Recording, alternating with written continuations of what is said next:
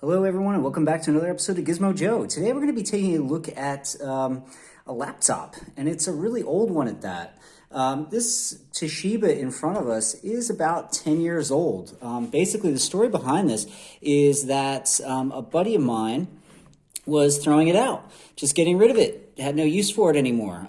Didn't have a charger, didn't know if it worked, just basically found it in a closet. He knew that I ran the channel, so he said, hey, did you want to take a look at it, see if you can do something with it? And I said, yeah, definitely. One of the things that I really like to do is essentially sort of refurbish old machines because, I mean, in my opinion, a lot of computers and stuff, they're way overpowered for what most people use them for. I mean, most people just surf the web or do a little bit of office work or whatever. And, you know, it's all well and good to buy a brand new laptop, but if you can get away with something that's a little bit older by doing a few upgrades, then, you know, why not? Save yourself some money and, you know, hopefully help the environment out a little bit because, you know, these things end up in a trash heap somewhere and they don't really biodegrade. So if we can, you know, make use of them, I say let's go for it. Anyway, a little bit about this particular machine. This is a Toshiba Satellite Pro U500, I believe. And basically it was marketed way back in, or it came out in 2010, late 2010. So it's about almost a decade old. And it was marketed as a business machine. And one of the things I really like about it is, it's kind of hard to see, but it has this sort of texture to the top lid here. And it does look sort of cool and it does feel very premium, almost sort of like a designer sort of, I don't know, embellishment or whatever. If we open it up, it's pretty standard. I had to look at it. The screen looked okay. Everything looked okay. There wasn't anything broken on it. The keyboard, obviously there's a bit of wear on the keys and stuff like that, but it still felt pretty good. You know, so I figured there was probably a lot of life left in this particular machine. Now, just a little background. This is running the Core i5 450M, I believe, which is pretty old. That's a decade-old chip.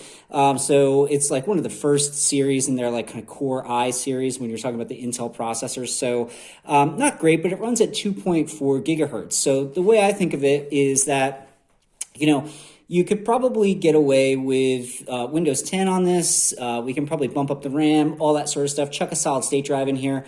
And, you know, for light to sort of moderate use, I would think that this machine would do really well, provided that it turns on, of course.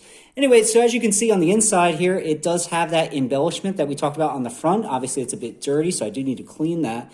But you can kind of get a better picture of it, sort of. It's got a texture to it. It feels nice. It looks nice. Now, this machine is all plastic. There's a couple little metal embellishments here and there, but for the most part, it's all plastic.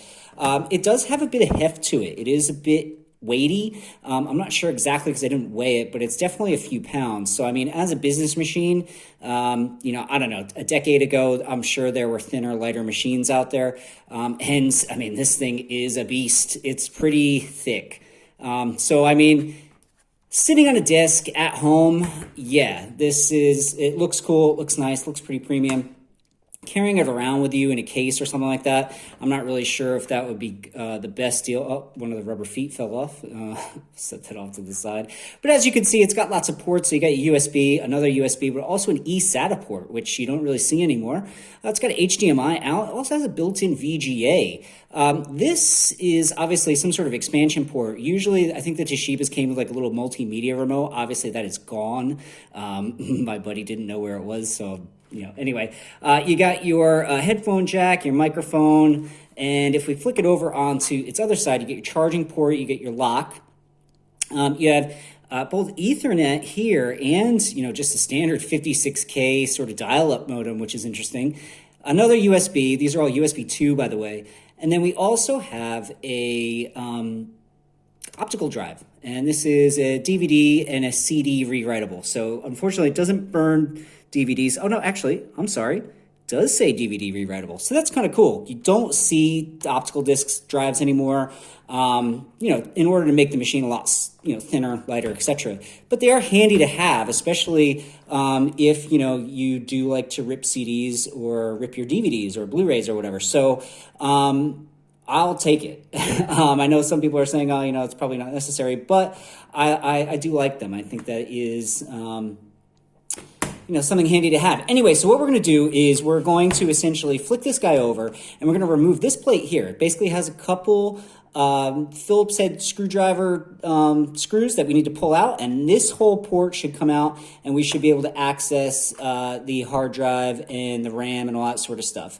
All right, anyway, let's take a look.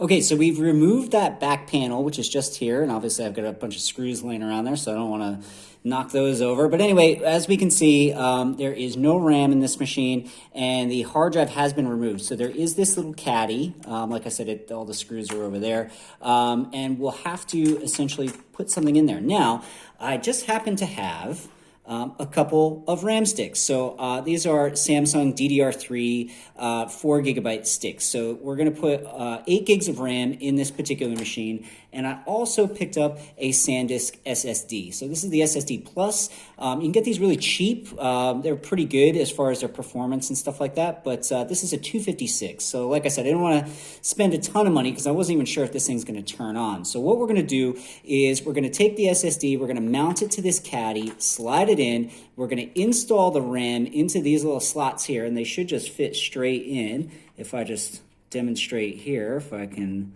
figure out what I'm doing, we should just be able to slot the RAM in like so, push that down. We'll do the same thing with the other stick, and like I said, I'll have to mount the SSD to the caddy, so I'll do that now and I'll be right back. Okay, so we've got the SSD mounted to the bracket, and all we're going to do is just pop it in here, and we're going to take this little pull tab, and we're just going to slide it forward so that the SSD connects with the SATA connector to the computer here. I'm going to pop in a couple more screws, put that back plate on, and then hopefully we're going to turn this guy on and see if it boots up. Okay, so as you can see, this machine does in fact boot up, and what I've done is installed Windows 10 on it, and it runs pretty smooth. I've been playing around with it for a little while now. Everything is working on it, the trackpad, the keyboard, there's no busted keys, all your quick controls up at the top as well, this touch bar, so that's all working. So you can see me augmenting the volume just by touching the little touch bar up at the top. Speakers are working. The DV drive is working. Popping out, recognizing discs, everything. I had to download a few drivers, but other than that, everything pretty much just works straight out of the box. I'm actually quite happy with this. Now, I've been playing around with this for a little while. Streaming video is no problem. Obviously, everything else, all your Word stuff, PowerPoint, Microsoft Word, Excel, all that stuff is going to run fine. Now, I even tried my hand at doing a little video editing with this particular machine, and I like to use a couple different apps, primarily Lightworks. Lightworks does run on this. I mean, so it's a decade-old machine running a decade-old processor, 8 gigs of RAM, no graphics really to speak of other than the built-in stuff.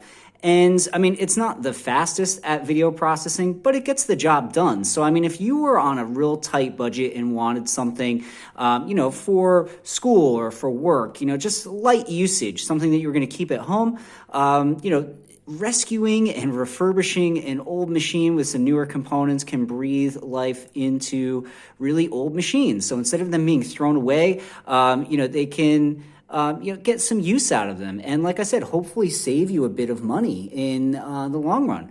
But anyway, hopefully you guys have learned a little something with this particular video, and hopefully you'll think twice about throwing stuff out, and maybe you'll even, try to refurbish some old machines yourself. If you do, let me know in the comments. I'm really curious to see, what you guys got laying around, what you can breathe new life into. Anyway, thanks for watching. Don't forget to hit the like button and subscribe. This is Gizmo Joe signing off. Stick around. Next week, I'll have a brand new video for you guys. Take it easy.